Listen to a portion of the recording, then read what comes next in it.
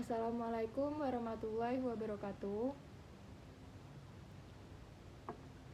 Perkenalkan, nama saya Fadelia Amanda Putri Andika dari kelas 12 MIPA 5 nomor absen 16. Di sini saya akan melakukan praktikum osmosis 3 untuk memenuhi ujian praktek biologi. Sebelumnya, saya akan menjelaskan terlebih dahulu apa itu osmosis.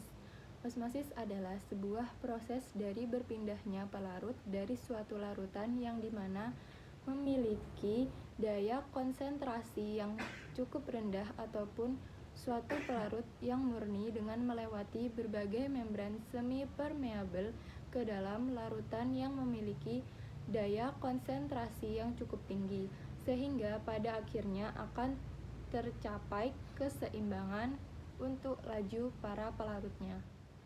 Berikut alat dan bahan yang dibutuhkan untuk praktikum kali ini, yaitu ada kentang, ubi jalar, bengkoang, air, garam, 2 piring yang berlabel A dan B, tisu, sendok, penggaris, dan pisau. Kemudian kita kupas kentang, bengkoang, dan ubi jalar, lalu kita potong berbentuk dadu berukuran 5 x 5 cm sebanyak 2 buah.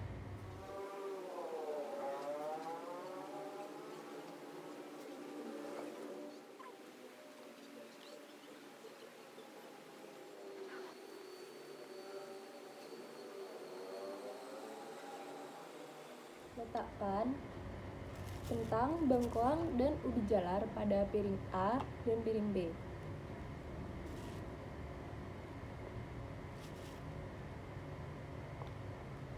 Lalu isilah lubang pada kentang A menggunakan 1 sendok garam, sedangkan kentang B dibiarkan kering.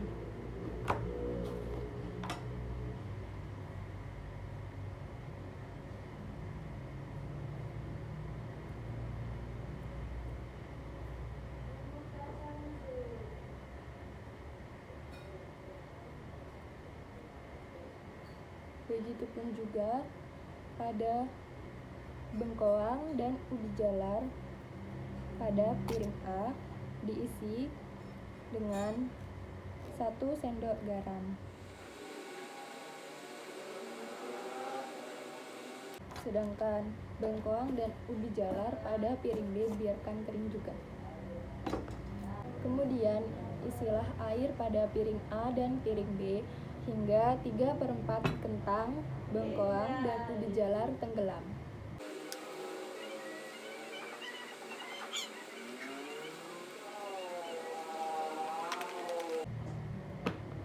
Lalu biarkan selama 60 menit. Setelah 60 menit, hasil pengamatan yang saya dapat adalah pada wadah A, kentang mengalami banyak pertambahan kadar air, sedangkan bengkoang dan ubi jalar juga mengalami pertambahan kadar air tetapi tidak sebanyak kentang. Sedangkan pada wadah B, kentang mengalami pertambahan kadar air, sedangkan bengkoang dan ubi jalar tidak mengalami pertambahan kadar air sama sekali. Sekarang saya akan menjelaskan pembahasan pada praktikum osmosis kali ini.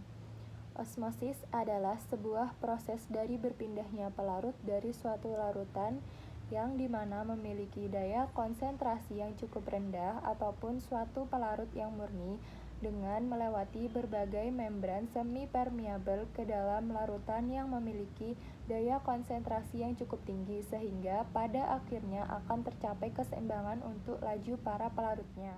Mekanisme terjadinya osmosis yaitu pergerakan molekul air melalui membran semi-permeabel selalu dari larutan hipotonik menuju ke larutan hipertonik sehingga perbandingan konsentrasi zat terlarut kedua larutan seimbang.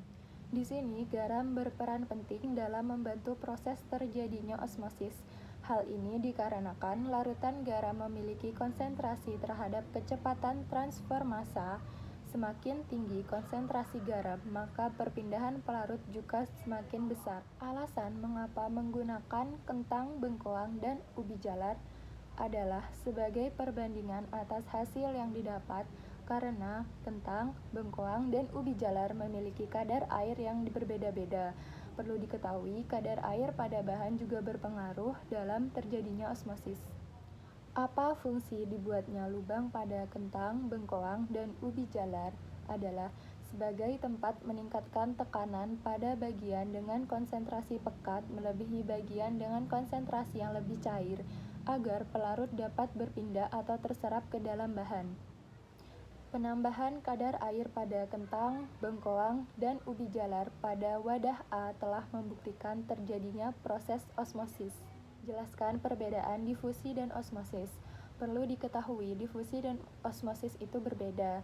Difusi didasarkan pada aliran acak suatu molekul dan gas, sedangkan osmosis didasarkan pada kapasitas pelarut yang telah melekat pada molekul suatu zat dalam air. Kesimpulan dari praktikum ini adalah perpindahan air atau pelarut sangat dipengaruhi oleh konsentrasi larutan garam terhadap kecepatan transfer massa. Selain itu, kadar air dalam bahan juga berpengaruh dalam membantu proses terjadinya osmosis. Sekian video praktikum osmosis pada kentang, bengkoang, dan ubi jalar yang dapat saya sampaikan. Kurang lebihnya mohon maaf. Wassalamualaikum warahmatullahi wabarakatuh.